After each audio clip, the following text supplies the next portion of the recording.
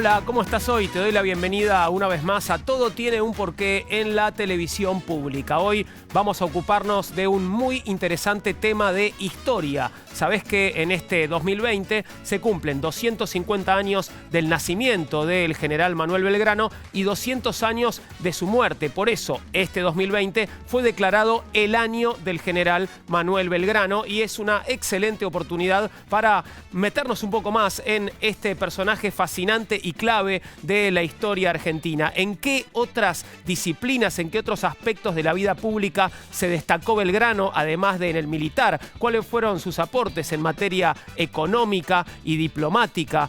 Por ejemplo, ¿cuáles eran esos valores humanos que Belgrano defendía y que hacen que se lo considere aún hoy un político ejemplar? ¿Qué fue el éxodo jujeño? ¿Cuál fue el rol que cumplió Manuel Belgrano en él? ¿Cómo y cuándo y por qué creó Manuel Belgrano la bandera argentina? Y a propósito de la bandera, si tenemos tiempo, vamos a meternos también con una investigación sobre una de esas primeras banderas, la bandera más antigua que se conserva, para ver cuáles eran exactamente los colores de nuestra bandera nacional, aquella primera bandera. Bueno, de todo esto vamos a estar hablando en el transcurso del programa de hoy. Por supuesto, como siempre, vamos a hacerlo con especialistas y hoy nos visita Raquel Bressan. Raquel es doctora en Ciencias Sociales, es becaria doctoral y postdoctoral del CONICET. Se desempeña como profesora universitaria de Historia en la Universidad Nacional de General Sarmiento y su último libro publicado es Alianzas, Negociaciones y Conflictos, Dinámicas de los elencos políticos del litoral 1862-1883. ¿Cómo estás, Raquel? Bienvenida nuevamente. Hola, Juan, un gusto estar acá nuevamente. Qué bueno, ahí vamos, por otro año más. Otro año más. Bueno, contame, Raquel, una primera respuesta. ¿Quién fue para vos Manuel Belgrano? Un personaje muy complejo, muy central, que te vinculó en su vida, en breves años, aspectos claves de la política, el periodismo, las facetas culturales, de educación, militares, todas juntas en una trayectoria interesante, compleja, por momentos decepcionantes, pero que han dejado rastros e impresiones latentes hoy en día. Bueno, por supuesto que hay muchos aspectos de la vida pública de Belgrano que conocemos, algunos menos, pero te propongo que antes de llegar a esa etapa de la vida pública de Belgrano veamos qué pasó con su vida, ¿no? ¿Quién fue Belgrano antes de ser Belgrano? Perfecto. El 3 de junio de 1770 nació en Buenos Aires Manuel José Joaquín del Corazón de Jesús Belgrano, quien todos conocemos simplemente como Manuel Belgrano. Su padre era Domingo Belgrano Peri, un comerciante italiano radicado en la capital del Virreinato del Río de la Plata. Su madre, doña María Josefa González Casero, era santiagueña. Fue el octavo de 16 hermanos. Estudió latín y filosofía en el Colegio San Carlos bajo la dirección del doctor Luis Chorroarín. Se le otorgó el diploma de licenciado en filosofía, pero aún le quedaba mucho por aprender y cruzó el océano para estudiar en la prestigiosa Universidad de Salamanca. Su padre lo había enviado con la intención de que estudiara comercio.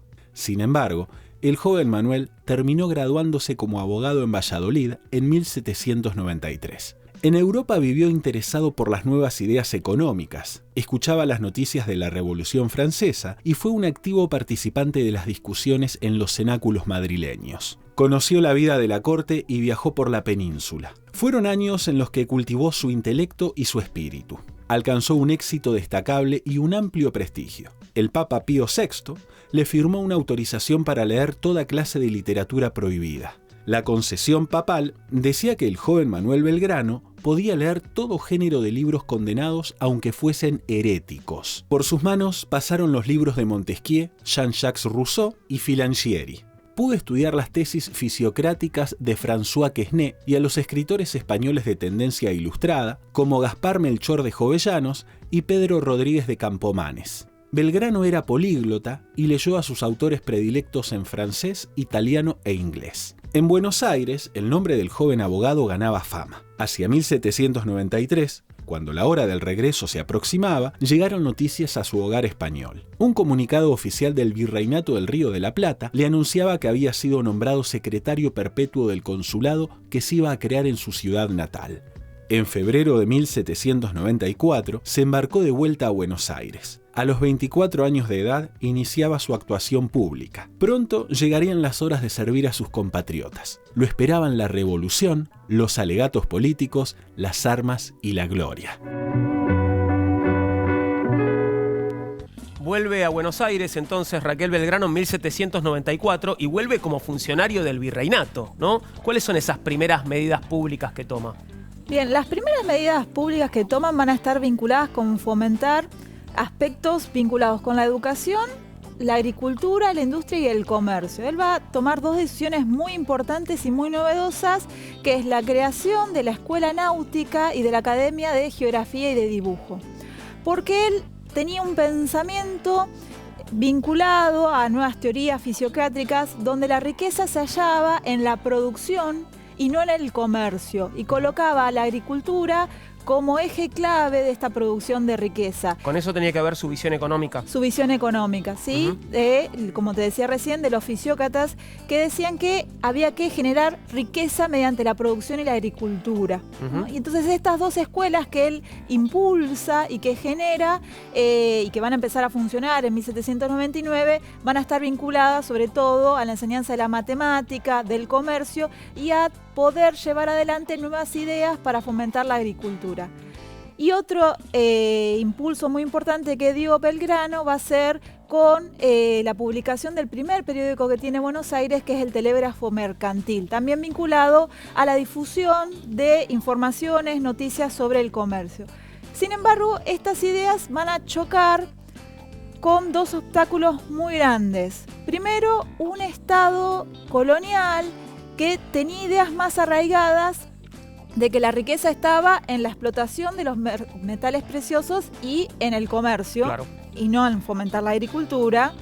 Y por otro lado, un contexto internacional bélico muy importante que va a golpear las puertas del Virreinato del Río de la Plata ya en 1806. Claro, con las invasiones inglesas. ¿Y cómo llega Belgrano a tener un desarrollo militar, digamos? Porque él no era un militar hasta ese momento. Bien, precisamente tenía un cargo militar que es capitán de milicias, pero en el Imperio Español nosotros tenemos dentro del cuerpo militar dos grupos.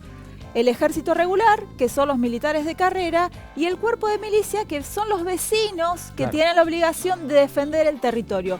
Belgrano, por ser un miembro de una familia notable, es otorgado con el rango de capitán, pero no tenía conocimientos militares. Claro. Cuando llegan las invasiones inglesas, él se encuentra desconcertado, sin saber qué hacer, porque se suponía que tenía que dirigir un grupo de hombres para la defensa de Buenos Aires y no tenía ningún conocimiento de tácticas, estrategias, órdenes y fracasa completamente en su primera experiencia. ¿Y entonces qué hizo exactamente? ¿Cuál fue su rol durante las invasiones inglesas?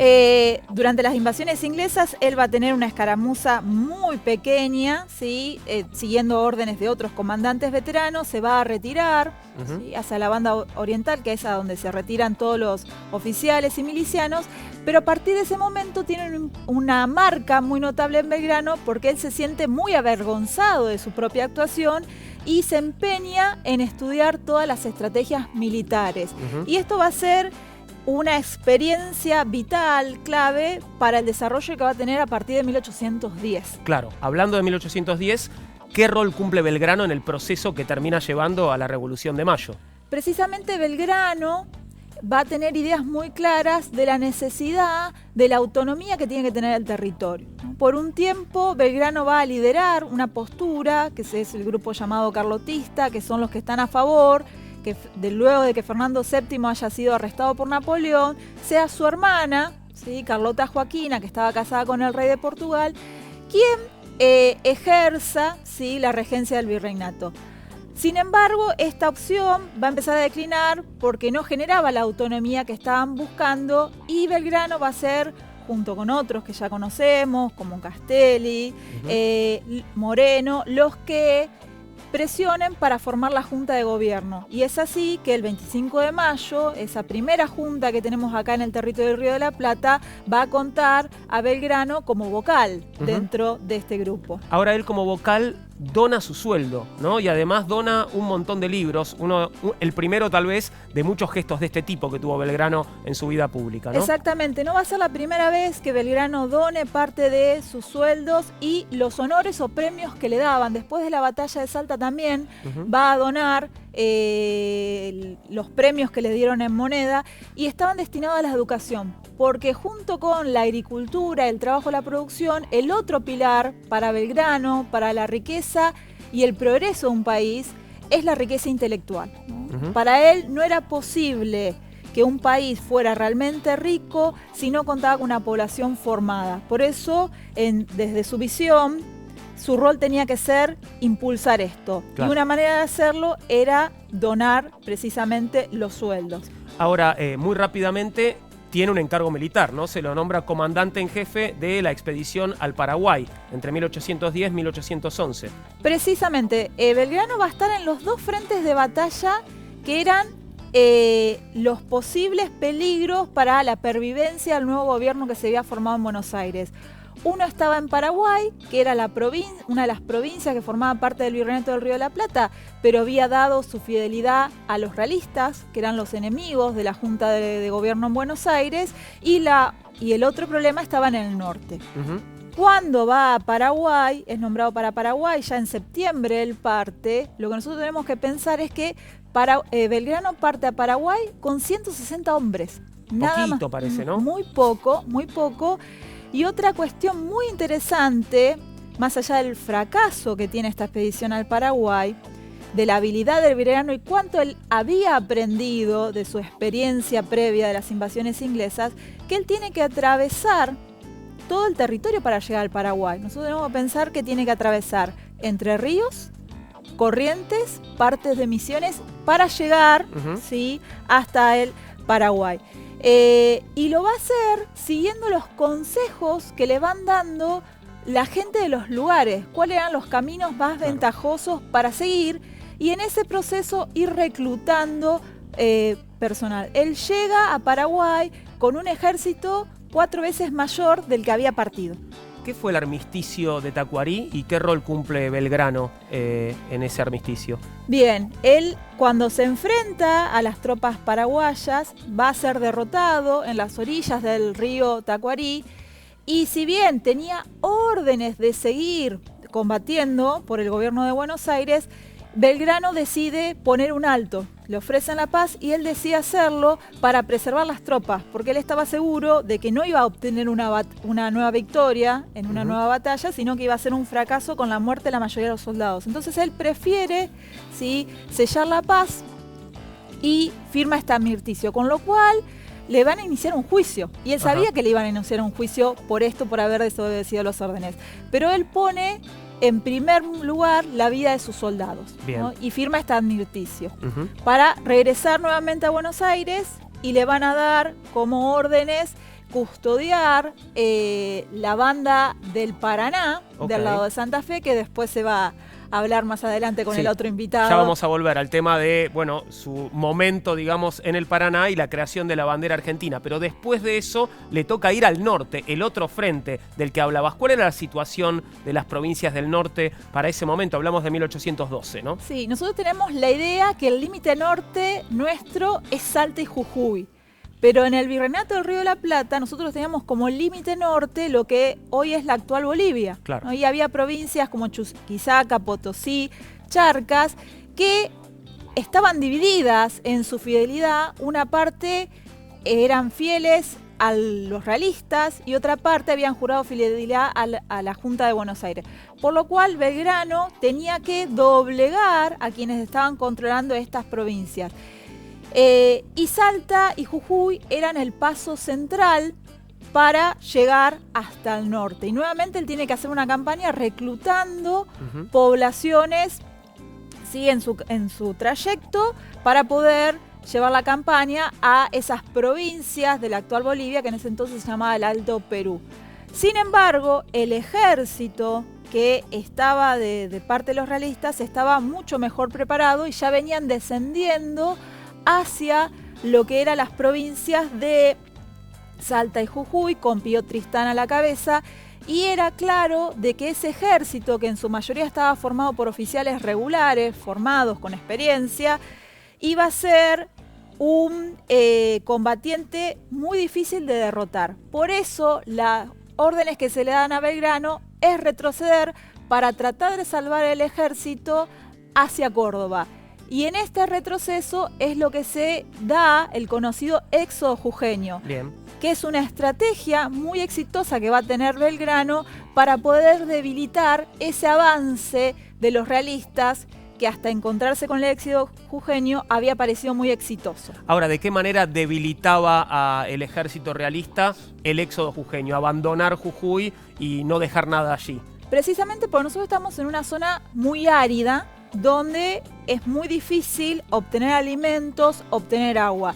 Y los ejércitos en su marcha se iban reabasteciendo de las provisiones que encontraban en las localidades que iban traspasando.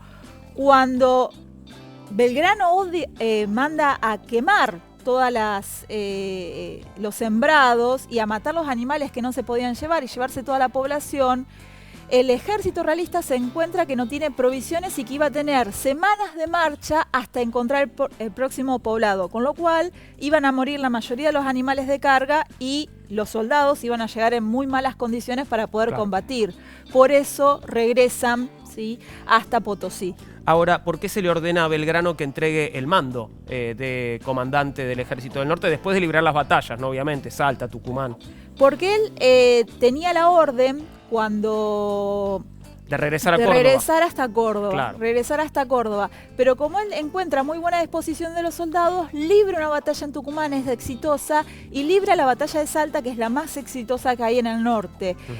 Pero él había desobedecido órdenes, ¿no? Claro. Entonces lo mandan nuevamente a un enfrentamiento que no va a ser exitoso en dos batallas más, que son Vilcapugio y Ayohuma, en 1813. Y si bien el año anterior había sido rotundamente exitoso, este fracaso le genera un nuevo juicio sumado al malestar que ya tenían ciertos dirigentes en Buenos Aires, porque tenía esa tendencia de desobedecer las órdenes que le enviaban, se manejaba con cierta independencia y le obligan a dejarle el mando del Ejército del Norte a San Martín. Aquí entra en escena el general San Martín y tenemos, Raquel, un informe justamente sobre el vínculo entre Belgrano y San Martín, que llegan a conocerse personalmente en esta ocasión histórica, ¿no? Esta es la historia de la amistad entre Belgrano y San Martín. Belgrano y San Martín fueron contemporáneos, pero no se conocían personalmente. Sin embargo, se tenían una mutua admiración. Así fue que entre carta y carta forjaron una amistad epistolar que se intensificó cuando la Guerra de la Independencia los llevó lejos de Buenos Aires. San Martín al mando de los granaderos y Belgrano como general del Ejército del Norte. La campaña contra las tropas realistas en el Alto Perú fue dura y cruenta. Belgrano recibió un informe del gobierno de Buenos Aires indicando que San Martín marchaba en su ayuda. Pero lo que los hombres del directorio porteño le ocultaron al creador de la bandera fue la verdadera naturaleza de la misión. San Martín debía relevarlo en el mando, detenerlo y llevarlo a la capital para juzgarlo por las derrotas en el Alto Perú. El 11 de enero de 1814, después de años de amistad, sin haberse visto las caras, se fundieron en un abrazo en la posta de Yatasto. San Martín escuchó el relato de Belgrano sobre las batallas de Vilcapugio y Ayohuma. Las derrotas se hubiesen evitado si las autoridades de Buenos Aires hubieran atendido a las advertencias de Belgrano de consolidar la defensa de la frontera norte. Sostenía que sus hombres habían sido abandonados por el directorio. A los retrasos en los pagos se sumaban la falta de uniformes y armas acordes. Belgrano sentía las penurias de sus hombres como propias. Instalados en Tucumán, el 29 de enero de 1814, Belgrano entregó el mando a San Martín. Este estableció su cuartel general en el Jardín de la República para reorganizar al derrotado Ejército del Norte. Tiempo después, despediría a su amigo, quien regresaba a Buenos Aires, demandado por un tribunal militar. Los jueces y la historia lo absolvieron. Los dos grandes próceres nunca más volvieron a verse frente a frente, pero esa amistad continuaría inquebrantable. Años después del encuentro de Yatasto, San Martín se encontraba en Perú, librando por toda Sudamérica la guerra contra el Imperio Español, cuando recibió una carta. Malas noticias llegaban desde Buenos Aires. Belgrano había muerto. Los oficiales que rodearon al Libertador lo escucharon decir que aquel fue uno de los días más tristes de su vida. Vamos llegando al final de la vida de Belgrano, pero antes de esto, él recibe una misión diplomática, ¿no? Precisamente, le encargan en 1814 viajar a Europa para lograr el reconocimiento del territorio Río de la Plata como una república independiente. Y es bastante paradójico porque él viaja en 1814 cuando el territorio acá todavía no había declarado la independencia, Claro. Esto va a ser recién en 1816, y llega en un contexto europeo donde hay una posición muy contraria al establecimiento de repúblicas. Él ya sabía, tenía conocimiento de toda esta situación, sin embargo, decide ir igual porque para él conseguir ese reconocimiento iba a poder consolidar la autonomía, que era uno de los ideales que él había tenido ya desde el regreso acá al Río de la Plata a fines del siglo XVIII.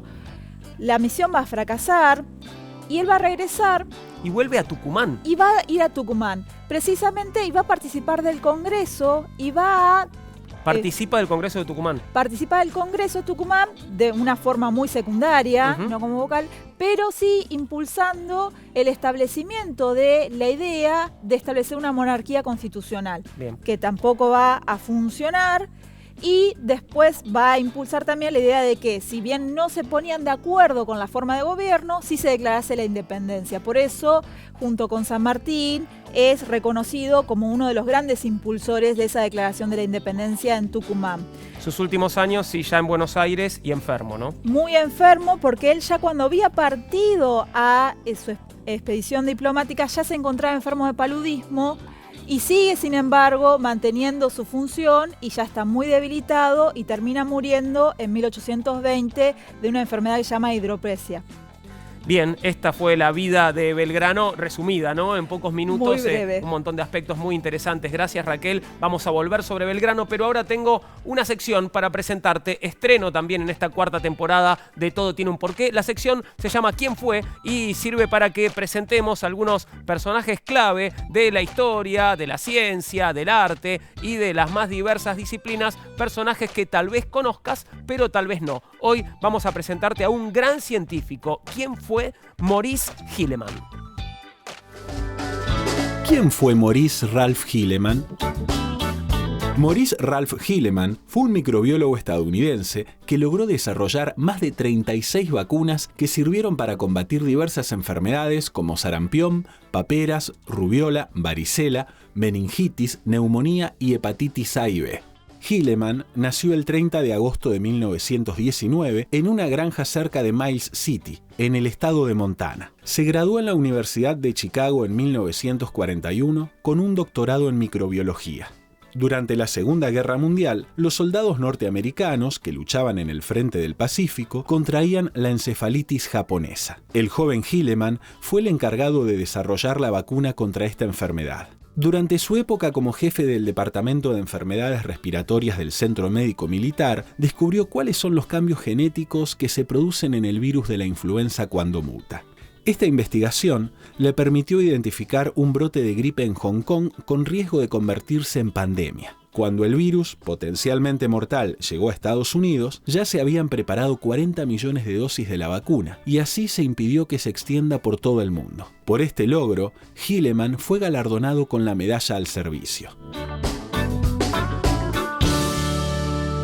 Sabés que podés conectarte con nosotros a través de un mail, por ejemplo, porqué@mandarinatv.com. Ahí podés escribirnos. Nos encontrás en nuestras redes, en Facebook, como Todo Tiene un Porqué, en Instagram y Twitter, @porqué_tv. Hoy estamos hablando de Manuel Belgrano, en el año del general Manuel Belgrano, y vamos a seguir haciéndolo después de la pausa.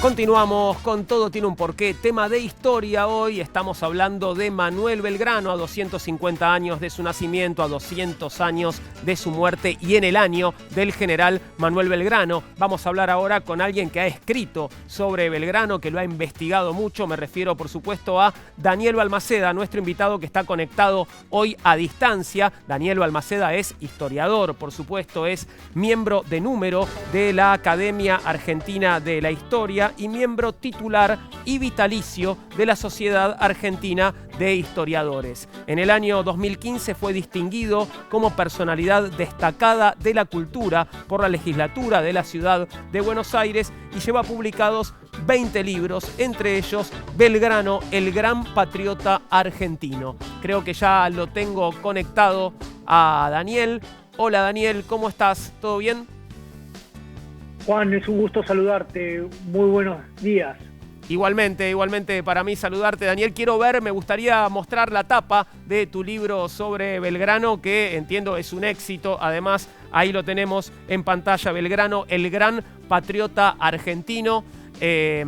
Lo podés conseguir, por supuesto, te diría en todas las librerías, pero no sé, bueno, hay distintas formas de conseguirlo en este momento. Daniel, bueno, nos metemos en un momento en particular de la carrera de Belgrano. ¿Por qué el triunvirato lo envía a Rosario en su momento? Él había estado comandando el regimiento de patricios. Había ocurrido ese episodio que conocemos como el motín de las trenzas, y cuando se desintegró el regimiento por esa situación, su próxima misión fue armar las baterías en el río Paraná para evitar la incursión de los barcos realistas que lo venían haciendo desde Montevideo, evitar esas incursiones a través de baterías que eran conjuntos de artillería en un sector, la Villa del Rosario, que era bastante angosto para que se lo podía llegar a controlar. Allí estaba Belgrano encargado específicamente de supervisar esa construcción. Y esas son las medidas que emprendió entonces a orillas del Paraná, digamos, el desarrollo de estas baterías. Exactamente, y justamente cuando llegó, a poco tiempo se le ocurrió empezar a avanzar en la identidad de ese ejército. Por eso hubo un reclamo al triunvirato para que se le permitiera a sus hombres utilizar la escarapela, claro, distintivo específico de los militares, celeste y blanca. Eso te iba a preguntar, justamente esto sucede antes de la creación de la bandera, ¿no? Él propone crear esta escarapela. ¿Y cuáles eran los colores? ¿Eran celeste y blanco ya en ese momento? Los colores eran celeste y blanco desde ya, colores que ya se conocían, que ya circulaban entre las armas de la patria. Por lo tanto, lo que hizo Belgrano fue sumar a su gente con ese tipo de distintivo, y después sí, una semana más adelante, ya la creación de la bandera, ¿no? De la enseña patria, que eso sí es una creación una solicitud o una conformación a partir de la decisión exclusiva del general Belgrano. Ahora, ¿y cómo empieza esta historia del celeste y blanco, Daniel? ¿Quién fue el ideólogo de el celeste y blanco como símbolo, digamos, como los colores que iban a identificar, bueno, a la tropa y a nuestra nación? Pues fíjate que eso es el gran misterio, porque no hay una evidencia absoluta de por qué se tomaron esos colores. Lo que sí se sabe es que antes de 1812 esos colores ya existían. Los usaron en 1811, cuando decimos que se repartieron cintas celestes y blancas en mayo de 1810, la verdad es un error, fue en 1811, pero ya existían las celestes y blancas. Ya estaba en el manto de la Virgen, ya estaba en las bandas de los Borbones, de Fernando VII, de Carlos IV, estaba en el escudo de Buenos Aires. El escudo de Buenos Aires dividía la mitad de abajo, plata, que era blanco, la plata se refiere como blanco, y arriba el cielo, celeste. Así que esos colores ya los teníamos, identificaban a los húsares también, a los patricios. Lo único que podemos decir es que Belgrano no definió el color de la bandera. Sí que fue el creador de la bandera, pero no de la definición de sus colores, así que nos quedará como un misterio ver cuál fue el camino que se tomó para llegar a esos colores y quién los definió. Ahora, decías, Daniel, que entre el pedido y la creación de las escarapelas para los soldados allí en el Paraná y la bandera pasó solamente una semana. ¿Cómo fue ese proceso y por qué decide Belgrano la creación de esa bandera? En realidad era la utilización de la escarapela. Eso estaba absolutamente definido y eso ayudaba a que se pudieran identificar sobre todo en el campo de batalla. Ahora, la autorización para la utilización de la escarapela fue enviada por el triunvirato. Sin embargo, la de la bandera no. Belgrano directamente les comunicó que mandó confeccionar una bandera, con lo que no les dio la posibilidad de autorizarla o no. Y de hecho, al primer triunvirato, o a lo que sería, vamos a decirlo en términos actuales, su jefe de gabinete, Bernardino Rivadavia, le pareció que era descabellado en ese momento avanzar tanto hacia lo que iba a ser una nación soberana e independiente. Venimos conversando sobre Belgrano desde hace un rato ya, Daniel, y lo que vengo observando es que en varias ocasiones Belgrano se resiste a la autoridad o toma decisiones en forma autónoma, ¿no? ¿Qué aspectos destacarías de la personalidad de Belgrano? Porque este es uno que vengo observando, me parece se repitió en varias ocasiones, ¿no? En tiempos de la Guerra de Independencia, a veces la improvisación era necesaria.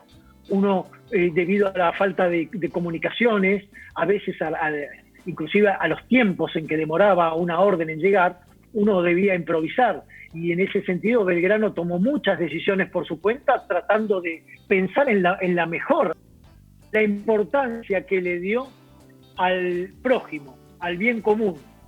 No nos olvidemos de una frase que nos dejó escrita, que es que nunca un interés personal va a estar, o individual, va a estar por encima del interés general. Siempre pensando en general y no en particular. Bueno, esas eran las actitudes que sobresalían en Belgrano y que explican gran parte de sus decisiones y de su forma de vida. ¿Dirías que fue un buen militar, Daniel, Manuel Belgrano? Fue un militar por las circunstancias, que aprendió más sobre temas militares en los libros que en una academia, como lo hicieron los profesionales, Alvear, San Martín, Sapiola. Pero cuando le tocó actuar, si bien algunos errores se cometieron en ciertas batallas, como por ejemplo, sobre todo en Vilcapugio me parece que se cometió un error, le destaco sobre todo, y esto lo vieron también sus oficiales, el coraje con el que actuó para defender a sus hombres, que demostraba un jefe en serio y que todos valoraron mucho. Claro, sí, este cuidado por sus hombres, ¿no? La defensa de su tropa destacada en más de una ocasión. Ahora nos hablabas, ¿no? De siempre Belgrano poniendo el bien común por delante de cualquier interés individual. En este sentido, ¿cuál es el país que imaginaba Belgrano? ¿Qué tipo de país pretendía para que estaban haciendo? Muy bien lo explicaste, Juan, porque nosotros estábamos en ese momento en los cimientos de la institucionalidad. Todo estaba por hacerse y por construirse. Y todo era débil. Por eso, si a veces pensamos en grietas de aquel tiempo, eran más bien fisuras inevitables en la construcción de nuestra nación. Y Belgrano pensaba y proyectaba una nación amplia, te diría una especie de Mercosur tal vez, porque para él tanto la República Oriental del Uruguay como Asunción, como el Alto Perú, Bolivia, tenían que conformar un mismo, y voy a decir una palabra rara, un mismo reino. Ok, claro. Porque él, igual que San Martín, pensaron primero en una monarquía temperada, una monarquía a la inglesa, amparada por una constitución. ¿Por qué? Porque justamente si vos no tenías todavía los cimientos fuertes, tal vez ellos decían una república era un gobierno un poco débil y en cambio una monarquía le iba a dar en los primeros tiempos cierta solidez. ¿Por qué viniendo de una familia acomodada como vino Belgrano, ¿no? Lo contábamos más temprano, que tuvo la oportunidad de ir a formarse en Europa y después regresar. ¿Por qué murió en la pobreza Manuel Belgrano? En general, la mayoría de la familia Belgrano para 1820 no estaban pasando por buenas situaciones económicas. Ni siquiera el territorio en sí estaba bien económicamente, pero a los belgranos se le nota que todos andaban con dificultades. A Belgrano, ¿cómo no le iba a ir de esa manera si lo que hacía todo el tiempo era desprenderse de premios que recibía, desprenderse de sus sueldos, pagarle a sus oficiales, a sus soldados, a veces comida, con plata sacada de su propio bolsillo? Entonces, una persona que vivía endeudándose... Claro, no parecía tener otro destino posible, ¿no? Exactamente, Juan. Era esa la situación de Belgrano, alguien que sacrificar hasta su propia economía por darle un bienestar a su gente. Daniel, por último, ¿fue inmediato el reconocimiento a la figura de Belgrano? Hoy, sin duda, por supuesto, lo reconocemos como uno de los padres de la patria, como una de las figuras más importantes de nuestra historia. Pero ese reconocimiento ¿fue inmediato? ¿Tardó en llegar? ¿Cómo fue la mirada a lo largo de la historia sobre la figura de Belgrano? Bueno, si dejamos de lado 1820 con esa anarquía y esas complicaciones que tuvo como para que se le reconociera como corresponde ese lugar que ya se había ganado en la historia, hay que reconocer que el año 21 y el 22 ya tuvo funerales a la altura de las circunstancias. Belgrano en todo tiempo de sus últimos años ya era una figura relevante, no por crear la bandera, por todo lo que había hecho, por todas sus actividades, era una figura principales de aquel tiempo. Así que ya podemos decir que sus propios contemporáneos se lo reconocieron casi inmediatamente. Daniel, tuviste que investigar mucho tiempo para tu libro sobre Belgrano. ¿Cómo fue ese trabajo que te llevó a su publicación? Yo le quitaría la palabra trabajo por el enorme placer que significa ir descubriendo la vida de Belgrano y entendiéndolo a través de su correspondencia. Fueron varios años, pero es maravilloso descubrir que atrás de una figura que nosotros conocemos medianamente, se pueden descubrir detalles que lo hacen admirarlo cada vez aún más. Por lo tanto, debo aclarar que mi libro no es precisamente un libro tan objetivo, porque lo admiro mucho. Bueno, no sos el único, por supuesto, y por suerte, además. Muchas gracias, Daniel, por este rato. Nos estamos viendo en cualquier momento. Gracias. Gran abrazo, Juan. Adiós. Un abrazo grande. Ahí pasaba Daniel Balmaceda, historiador, el autor del libro más reciente sobre el general Manuel Belgrano. Ahora nos toca investigar la bandera argentina, esa bandera más antigua que se conserva. Fue sometida a un estudio científico y tenemos en línea ahora a Carlos de la Vedova. Él es doctor en ciencias químicas y nos va a hablar justamente de los estudios científicos que se hicieron sobre los colores de una bandera argentina muy antigua. Hola Carlos, ¿cómo estás? Aquí Juan, ¿todo bien? Buen día, mucho gusto. Igualmente, ¿por qué, Carlos, decidieron emprender un estudio, tengo que leerlo porque es difícil la palabra, espectroscópico y químico de las cebras de la bandera argentina? Bueno, la primera bandera que nosotros estudiamos fue una bandera que está en la Basílica de San Francisco en Tucumán. Hace muchísimos años, la primera vez que fui a Tucumán, vi esa bandera que estaba ahí a la derecha del altar y me llamó mucho la atención porque era de 1814, o sea, muy en forma, esta bandera que está ahí es una bandera que estaba muy cercana a los hechos históricos que fueron la encrucijada de Burrullacú, donde Belgrano con Benjamín Arauz deciden enfrentar al otrora invencible ejército de Pío Tristán en Tucumán y no replegarse hacia Córdoba, como recién estaban comentando. Es decir, que Arauz, el creador, o sea, el que mandó a confeccionar esa bandera, sabía muy bien de la coloración que Belgrano le había querido imprimir a nuestro pabellón. Uh-huh. Entonces, bueno, gracias al guardián de la bandera, al padre Marco Porta Aguilar, que me facilitó unos pequeños gironcitos, pudimos hacer los análisis y encontramos que el colorante de esa bandera de interiores era azul, era un azul de ultramar, lapislázuli también es conocido, y bueno, y eso nos llevó a tratar de escalar e ir a buscar a la bandera más antigua, muy bien preservada, la que está en Sucre, en la Casa de la Libertad, gracias a la Embajada de Bolivia en ese momento, al ingeniero Santos Tito Belli, que nos permitió ir a la Casa de la Libertad con la expectativa de poder conseguir también unos piloncitos de la bandera y poder estudiarla.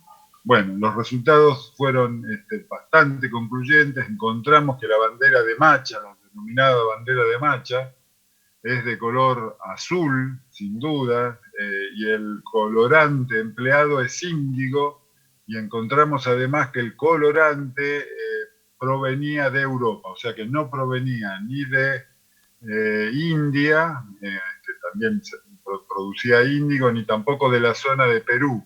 Es decir, que entró por el puerto de Buenos Aires, y entonces esa bandera bien pudo haber sido la que acompañó al general Belgrano después del día 27 de febrero de 1812, que fue cuando se juró la bandera a orillas del río Paraná. O sea, después de ese día, Belgrano asciende hacia el norte, provoca el éxodo jujeño, se repliega a Tucumán, después jura la bandera nuevamente en Salta, en lo que se llama ahora Río Juramento, y asciende a la zona del Alto Perú.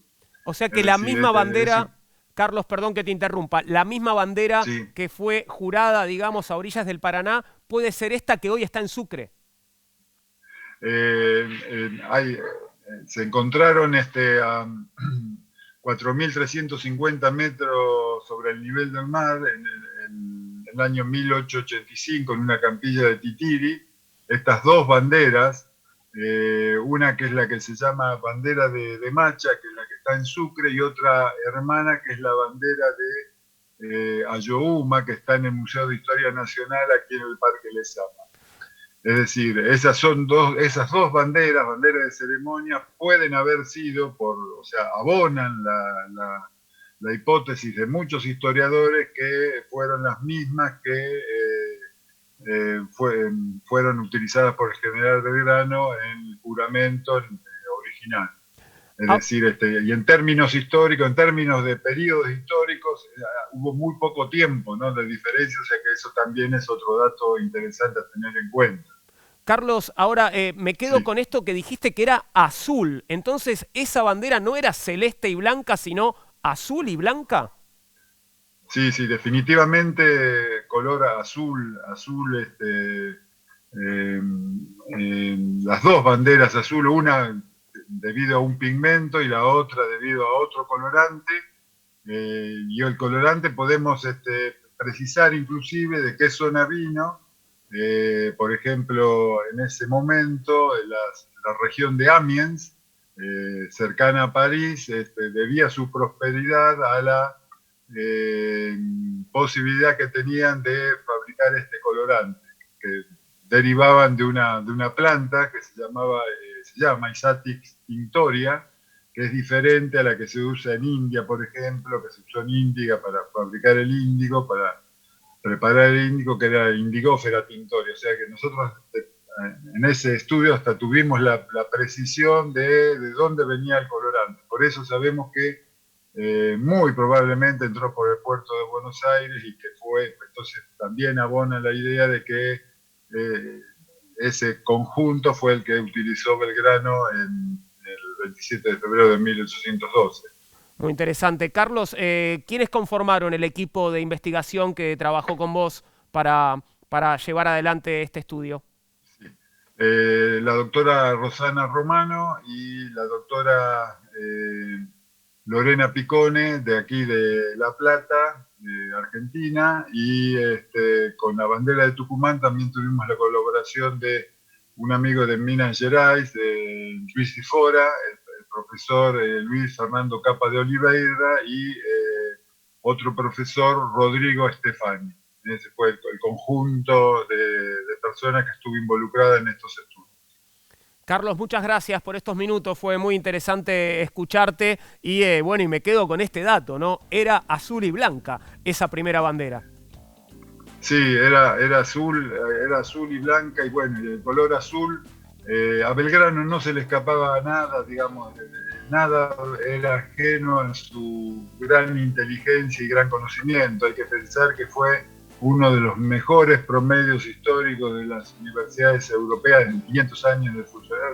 Era una persona excepcional por donde uno lo mire. Uno dice murió pobre, pero murió pobre económicamente, murió claro, con toda la riqueza de lo que es hoy para las futuras generaciones, cómo nos enlaza ese pasado con el presente y nos tiende hacia el futuro, cómo con el color azul, cómo nos indica hacia dónde nos tenemos que dirigir, hacia la patria grande, hacia cuestiones de esa heroicidad que tenía. O sea, esa luz sigue pulsando, y gracias a eso nosotros, quizá en muchísimos años, cuando la Argentina se transforme en alguna otra región geográfica, vamos a seguir honrando su historia y vamos a tener seguramente una identidad que es la que él nos anticipó hace tanto tiempo, de la patria grande.